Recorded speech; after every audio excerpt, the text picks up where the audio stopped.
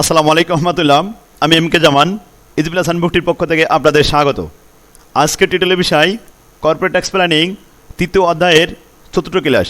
সেক্ষেত্রে বিগত 3টি ক্লাসে আমরা এই অধ্যায়ের 3টি ফরম্যাটের গাণিতিক সমস্যাগুলো সমাধান করেছি। আজকের ক্লাসে আমরা এই অধ্যায়ের 4 নম্বর ফরম্যাটের গাণিতিক সমস্যাগুলো সমাধান করব। তাহলে চলুন প্রথমে আমরা 4 নম্বর ফরম্যাটটি দেখে আসি। পয়েন্ট নাম্বার 4, এটি হলো কর্পোরেট প্লাস পার্সোনাল ট্যাক্স। সেক্ষেত্রে এই ফরম্যাটটি খুবই গুরুত্বপূর্ণ। এমএ মেথডের এই ফরম্যাটটি সবথেকে পরীক্ষায় বেশি আসে। তো আসুন এই ফরম্যাটের অঙ্কগুলি আপনারা মনোযোগ সহকারে শিখবেন, কারণ অ্যাপ্লাইড অ্যাকাউন্টিং থিওরিতে 6 নম্বর অধ্যায়ে এই ফরম্যাটে অঙ্ক আছে। 4 নম্বর ফরম্যাট এটা হলো কর্পোরেট প্লাস পার্সোনাল ট্যাক্স, অর্থাৎ প্রশ্নপত্রে একের অধিক ট্যাক্স দেওয়া থাকবে, যেমন পার্সোনাল ট্যাক্স দেওয়া থাকবে, কর্পোরেট ট্যাক্সও দেওয়া থাকবে এবং সাথে ডেপ ট্যাক্সও থাকতে পারে, যাকে বলা হয় ইন্টারেস্ট ট্যাক্স।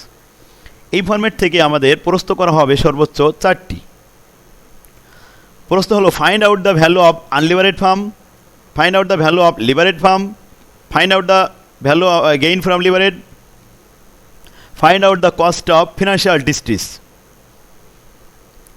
দেখুন 4টি প্রশ্নের জন্য আমরা 4টি সূত্র দিয়েছি। প্রথমে আনলিভারেড ফার্মের সূত্র হলো EBIT into 1 minus tax rate into 1 minus personal tax divide by cost of equity unlevered firm. সেক্ষেত্রে যখন পার্সোনাল ট্যাক্স দেওয়া না থাকে তখন শুধুমাত্র এই লাস্টের অংশ 1 মাইনাস পার্সোনাল ট্যাক্স এই কথাটুকু আসে না, আর যখন পার্সোনাল ট্যাক্স থাকে তখন এই কথাটুকু বাড়তি লিখতে হয়। একই অবস্থায় লিভারেড ফার্ম, আনলিভারেড ফার্মের ভ্যালুর সাথে গেইন ফ্রম লিভারেড যোগ করতে হয়। তো গেইন ফ্রম লিভারেড আগে যেমন ডেপ্ট ইন্টু ট্যাক্স রেট গুণ করতাম, এখন এই সূত্রটা চেঞ্জ হয়ে যাবে। যেহেতু পার্সোনাল ট্যাক্স আছে এবং ডেপ্ট ট্যাক্স থাকে, তাই সূত্র এরকম হবে যে ডেপ্ট ইন্টু ব্র্যাকেটের ভিতরে 1 মাইনাস ব্র্যাকেটের উপরের অংশে 1 minus tax rate into 1 minus personal tax divided by নিচের অংশে 1 মাইনাস ডেপ্ট ট্যাক্স, যাকে বলা হয় ইন্টারেস্ট ট্যাক্স। যদি ইন্টারেস্ট ট্যাক্স প্রসেস দেওয়া না থাকে তাহলে আপনি টিডির জায়গায় 0 বসাবেন, তবে সূত্রে আপনি টিডি লিখবেন, 1 মাইনাস ট্যাক্স রেট লিখে দেবেন, তারপরে 0 বসালেও চলবে। আর যদি থাকে তাহলে সেটা লিখবেন ইন্টু ডেপ। তো ডেপটা প্রথমে অথবা শেষে যে কোনো এক জায়গায় দেওয়া যায়। তো এখন এই থার্ড ব্র্যাকেটের কাজটা আগে শেষ করে তারপরে গুণের কাজটা করবেন। এই ছিল আনলিভারেড ফার্মের ভ্যালুর সূত্র। এবার আসুন গেইন ফ্রম লিভারেড। আমরা শিখেছি গেইন ফ্রম লিভারেডের সূত্র হলো ডেপ্ট ইন্টু ট্যাক্স রেট, কিন্তু যেহেতু পার্সোনাল ট্যাক্স আছে তাহলে সূত্র এমন হবে 1 মাইনাস উপরে 1 minus tax rate into 1 minus personal tax divided by 1 minus ডেপ্ট ট্যাক্স ইন্টু ডেপ্ট। এরপর আসুন কস্ট অফ ফিনান্সিয়াল ডিস্ট্রেস, সূত্র হলো ডেপ্ট into rate of financial distress. Process তখন ফিনান্সিয়াল ডিস্ট্রেসের রেট দেওয়া থাকবে। এই 4টি প্রশ্ন হতে পারে। এবার আসুন অঙ্কগুলি আমরা দেখে আসি। এখান থেকে পরীক্ষায় অনেকবার অঙ্ক এসেছে। তো প্রথমে অঙ্কটি 1 নম্বর প্রবলেম। আমি এখানে অনেকগুলো অঙ্ক দিয়েছি, তার মধ্যে বোর্ড পরীক্ষার প্রশ্ন আছে এবং গুরুত্বপূর্ণ প্রশ্ন সবগুলি আছে। সেক্ষেত্রে আমরা প্রথম থেকে শুরু করি, 1 থেকে আমরা অঙ্ক করতে যাই। 1 নম্বর অঙ্কটা বলা হচ্ছে, দেখুন ভালোভাবে পড়ে নিই। Following information are available for firm L and U. এলতে লিভারেড ফার্ম অ্যান্ড ইউতে আনলিভারেড ফার্ম। ডিটেলস এখানে দেওয়া হয়েছে লিভারেড ফার্ম এবং আনলিভারেড ফার্ম। প্রথম ইবিআইটি দুইটা ফার্মের সমান 2,20,000। 10% ডেপ্ট, লিভারেড ফার্মে 7 লক্ষ টাকা, আনলিভারেড ফার্মে কোনো ঋণ থাকে না। কস্ট অফ ইকুইটি শুধুমাত্র আনলিভারেড ফার্মে দেওয়া হয়েছে 22%। কর্পোরেট ট্যাক্স দুইটাই 35%। কর্পোরেট ট্যাক্স লিভারেড এবং আনলিভারেড দুই জায়গায় 35%। পার্সোনাল ট্যাক্স রেট 22%, 22% দুইটা সমান। Interest tax rate 22%, 22%। Cost of financial distress 4.5%। এই ছিল ইনফরমেশন। এবার আসুন রিকোয়ারমেন্টে বলা হয়েছে value of the unlevered firm. তাহলে আমরা সূত্রে দেখেছি আনলিভারেড ফার্মের সূত্র EBIT 1 minus tax rate into 1 minus personal tax divide by cost of equity. ওই সূত্র বসিয়ে আমরা হিয়ারে মানগুলি বসালাম। প্রথমে এখান থেকে আমরা সূত্রে মান পোস্টিং দিলাম, দিয়ে ক্যালকুলেটারে ক্যালকুলেশন করলাম, 5,07,000 টাকা। এটি অ্যান্সার। 1 নম্বর অ্যান্সার শেষ। 2 নম্বর রিকোয়ারমেন্ট গেইন ফ্রম লিভারেড। যেহেতু পার্সোনাল ট্যাক্স আছে এবং ডেপ্ট ট্যাক্স আছে, তাহলে গেইন ফ্রম লিভারেডের সূত্র একটু বড় হবে। আর যদি এটা না থাকতো তাহলে ছোটো একটা সূত্র হতো ডেপ্ট ইন্টু ট্যাক্স রেট গুণ করে দিতাম। তো আসুন গেইন ফ্রম লিভারেজ সূত্র হলো 1 মাইনাস ব্র্যাকেটে উপরে অংশ 1 minus tax rate 1 minus personal tax divide by 1 minus debt tax into debt. তো আমরা সূত্রে মানগুলো বসে পাই। প্রথমে ট্যাক্স রেট 35% আর personal tax 22%, 1 minus personal debt tax 22% into debt ট্যাক্সে 7 লাখ। এগুলো আমরা মানগুলো পেয়েছি এখান থেকে নিয়েছি। দেখুন personal tax 22%, debt tax 22%, corporate tax 35% আর ডেপ্টের পরিমাণ 7 লাখ। আশা করি বুঝতে পারছেন। মানগুলো বসিয়ে ক্যালকুলেশন করলেন, এখানে 2,45,000 টাকা, এটি আনসার। এবার আসুন 3 নম্বর প্রশ্ন, ফিনান্সিয়াল ডিস্ট্রিস। ফিনান্সিয়াল ডিস্ট্রিসের রেট ছিল 4.5%। আমাদের কস্টটা ফিনান্সিয়াল ডিস্ট্রিস বের করতে হবে। তাহলে কী পরিমাণ লোন নিয়েছি? যে পরিমাণ লোন নিয়েছি সেটা হলো ডেপ্টের সাথে আমরা ফিনান্সিয়াল ডিস্ট্রিস রেট 4.5% গুণ করলাম 7 লাখের সাথে, গুণ করলে আসে 31,500। এটাই হলো অ্যান্সার। তাহলে ফিনান্সিয়াল ডিস্ট্রিস অর্থায়নের জন্য যে ব্যয়টা হয়েছে এই খরচটা 31,500 টাকা, এটি অ্যান্সার হয়েছে। এবার আসুন লাস্ট প্রশ্ন 4, value of the levered firm. Levered ফার্মের সূত্র পূর্বে আমরা শিখেছি value of the unlevered firm plus gain from levered. এখানে বাড়তি একটি কথা বলবো যে যদি কোনো প্রশ্নে ফিনান্সিয়াল ডিস্ট্রিস থাকে তাহলে value of the levered farm করার সময় ফিনান্সিয়াল ডিস্ট্রিসটি মাইনাস করতে হয়। তাই দেখুন সূত্রটা আমরা লিখেছি value of the unlevered firm plus gain from levered minus cost of financial distress. Unlevered ফার্মের ভ্যালু আমরা প্রথমে বের করেছিলাম 5,07,000 টাকা, আর গেইন ফ্রম লিভারেড 2,45,000 টাকা। এই দুইটা যোগ করলাম, ফিনান্সিয়াল ডিস্ট্রিস 31,500 টাকা, এটা মাইনাস করলাম। বাদ দেওয়ার পরে 7,20,500 টাকা, এটি আনসার। আশা করি আপনারা বুঝতে পারছেন। সেক্ষেত্রে এই ছিল আমাদের 4 নম্বর ফরম্যাটের 1 নম্বর অঙ্ক। 4টি প্রশ্ন আমরা অ্যান্সার দিলাম। ঠিক একইভাবে 2 নম্বর প্রশ্নটি অ্যান্সার করবেন। এটা আপনাদের হোমওয়ার্ক থাকলো, আজকে বাড়িতে আপনারা এটা প্র্যাকটিস করবেন। 2 নম্বর অঙ্ক করবেন। 3 নম্বর এটাও একই অঙ্ক, 3 নম্বরটা না করলেও চলবে, 3 নম্বর হোমওয়ার্ক করার দরকার নেই। এবার আসুন 4 নম্বরে যাই। 4 নম্বর প্রশ্নটি দেখেন একের মতোই সেম। এখানে ইনফরমেশনটা ফলোইং ইনফরমেশন আর অ্যাভেলেবেল। এটা 17 সালে MBA পরীক্ষা দেওয়া হয়েছে। তো ইবিআইটি দুইটা 2.5 লাখ ছিল, দুইটা সমান। আর এল ছিল ডাইনে পাশে, এলতে লিভারেড ফার্ম, এখানে ছিল 10% হারে 7.5 লক্ষ টাকা ডেপ্ট ক্যাপিটাল। যেটা আমরা 1 নম্বর প্রশ্নে অ্যান্সার করলাম 7 লাখ টাকা ছিল ডেপ্ট ক্যাপিটাল, এখানে 7.5 লাখ টাকা। এই ফিগারটা একটু চেঞ্জ হয়েছে। Cost of equity 15%, corporate tax দুইজনের সমান 40%, পার্সোনাল ট্যাক্স 10%। এখানে ডেপ্ট ট্যাক্স নেই, ফিনান্সিয়াল ডিস্ট্রিস নেই। তো ওই ধরনের প্রশ্ন এখানে করা হবে না যেহেতু ইনফরমেশন দেওয়া হয়নি। তো আসুন value of the unlevered firm. সূত্র EBIT 1 minus tax rate into 1 minus personal tax divide by cost of equity. আপনি মানটা এখানে হেয়ারে বসিয়ে আমরা পোস্টিং দিলাম, ক্যালকুলেশন বেরোলো 9 লক্ষ টাকা আনলিভারেড ফার্মের ভ্যালু। 2 নম্বর গেইন ফ্রম লিভারেড। যেহেতু পার্সোনাল ট্যাক্স আছে বড় সূত্রটা ইউজ করবেন। তাহলে সেক্ষেত্রে গেইন ফ্রম লিভারেডটা লেখা হয়নি, এটা আপনি একটু লিখবেন, তাহলে আমরা অ্যান্সারটা দিতে পারবেন। সেক্ষেত্রে 17 সালের এই প্রশ্নটি অ্যান্সার করবেন আপনারা। আজকের আপনাদের এটা হোমওয়ার্ক থাকলো। এবার আসুন 5 নাম্বার ফরম্যাটটা দেখে আসি। Interest tax শেল্ড। আজকের ক্লাসে আমরা 4 নম্বর ফরম্যাটটা শেষ করলাম, আর সাথে সাথে আমরা 5 নম্বরটাও শিখব। যদি আমরা সময় পাই তাহলে আজকের ক্লাসে আমরা 6 নম্বর ফরম্যাটটা দেখব, কারণ এখানে 9টি ফরম্যাট। তো 9টি ফরম্যাট যদি আমরা একটা একটা করে ক্লাস করি তাহলে 9টা ক্লাস লাগবে, 9 দিন লাগবে। তো আমরা দেখি আজকে 2টা ফরম্যাট করব, যদি পারি এই ক্লাসে আমরা আজকে 3টে ফরম্যাটই শেষ করব। তো আসুন 5 নাম্বার ইজি প্লাস হ্যান্ডনোটের 5 নম্বর ফরম্যাটের অঙ্ক। এখানে আমি সূত্র দিয়ে দিয়েছি। তো সূত্রগুলো প্রথমে দেখুন, ট্যাক্স শেল্ড একটাই প্রশ্ন হয় এখান থেকে, find out the tax শেল্ড, present value of interest tax শেল্ড। Tax কতটুকু কীভাবে সেভ হবে সেটার জন্য আমাদের প্রয়োজনীয় তথ্য দেওয়া থাকবে। আর ডেপ্টের উপরে যে ইন্টারেস্ট আসে, এই ইন্টারেস্টের উপরে যে ট্যাক্স সেভ হয় এটা 3ভাবে আসে। আর ডেপ্ট সাধারণত 3 প্রকার, একটা হলো অপরিশোধিত, আরেকটা হলো পরিশোধিত, আরেকটা হলো পরিশোধকাল অনেক সময় 1 বছর হয়, অনেক সময় 1-এর বেশি হয়। তাই পরিশোধটাকে আবার আমি 2 ভাগে ভাগ করেছি। তো আমরা বলি প্রথমটা হলো অপরিশোধিত। অপরিশোধিত যদি হয় তাহলে সূত্র হবে উপরে ট্যাক্স রেট ইন্টু ডেপ্ট into interest rate divided by interest rate. এটা হলো অপরিশোধিত সূত্র।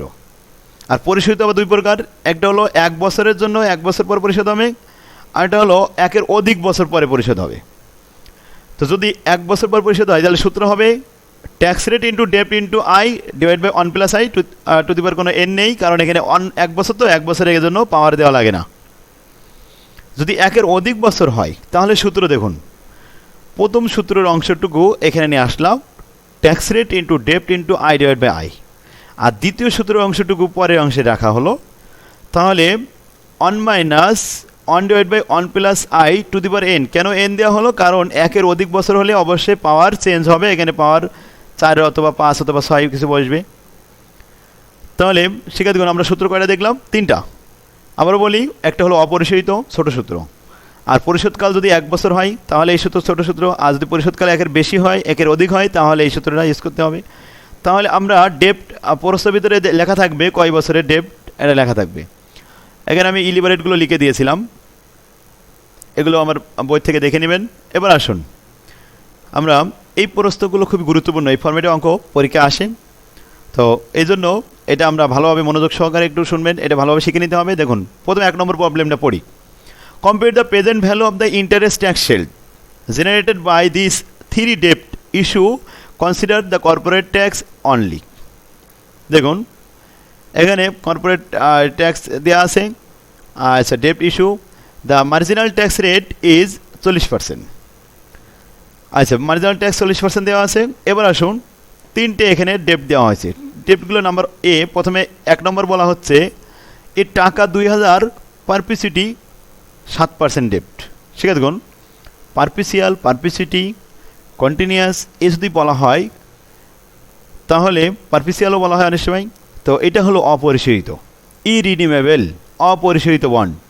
তো অপরিশোধিত সূত্র তার ছোটো, তো এটা আমরা 1 নম্বর সূত্রটা বসাবো।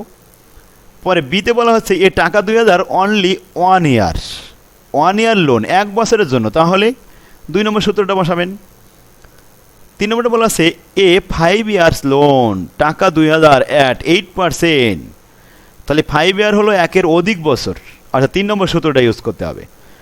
তো আমরা 1 নম্বরে যে 3টি বন্ড দেখলাম, 3টি 3 রকম, একটা হলো অপরিশোধিত, আরটা হলো 1 বছরের মধ্যে পরিশোধযোগ্য, আরটা হলো 1-এর অধিক অর্থাৎ 5 বছরের পরিশোধযোগ্য। তাহলে আমাদের সূত্রের সাথে অঙ্কগুলি মিলে গেল। প্রথমে আসুন 1 নম্বর অ্যান্সারটা দিই। এ নম্বরে calculation of present value of tax shield. We know that, আমরা জানি ট্যাক্স শিল্ডের সূত্র যেহেতু অপরিশোধিত, তাহলে অপরিশোধিত সূত্রটা, এই সূত্রটা আপনি লিখবেন। সেক্ষেত্রে দেখুন বাসায় আপনারা এগুলো বারবার লিখবেন, তাহলে মনে থাকবে, নাহলে এই অধ্যায়তে অনেকগুলো সূত্র মনে রাখা কঠিন হয়ে যাবে। 5 নম্বর ফরম্যাটের 1 নম্বর সূত্রটা লিখলাম। হেয়ারে আমরা মানগুলো বসিয়ে এখানে সূত্রে পোস্টিং দিলাম, ক্যালকুলেশন করে আমরা পেয়েছি ট্যাক্স শিল্ড কত, 800 টাকা। 2 নম্বর প্রশ্ন 1 ইয়ার, 1 বছরের জন্য, তাহলে সূত্রটা লিখলাম ট্যাক্স রেট ডেপ্ট ইন্টু আই, আইতে ইন্টারেস্ট রেট, রেট হচ্ছে 8%, 1 প্লাস আই দ্বারা ভাগ করলাম, কোনো পাওয়ার নেই কারণ 1 বছর তো পাওয়ার দেওয়া প্রয়োজন হয় না। ক্যালকুলেশন করে পেয়েছি 59 টাকা 26 পয়সা। এবার 3 নাম্বার 5 ইয়ার্স বন্ড, 2000 টাকা, ডেপ্ট হলো 8% ঋণ। তো 8% হলে যেহেতু 5 ইয়ার 1-এর অধিক বছর, তো আমরা সূত্রটা, এটা বড় সূত্র বলবে, ট্যাক্স রেট ইন্টু ডেপ্ট into I divide by I, ব্র্যাকেটের ভিতরে 1 minus 1 divide by 1 plus I to the power N, N হলো কত বছর, 5 বছর। তো ক্যালকুলেশন করে নিলাম, ক্যালকুলেশন করে আমরা এই মানগুলো সব মান বসিয়ে ক্যালকুলেশন করলাম, ফলাফল আসলো 255 টাকা 52 পয়সা। এটি ছিল অ্যান্সার। সেক্ষেত্রে আশা করি বুঝতে পারছেন, সবথেকে সহজ একটা ফর্মেট এই 5 নম্বর ফর্মেটটা।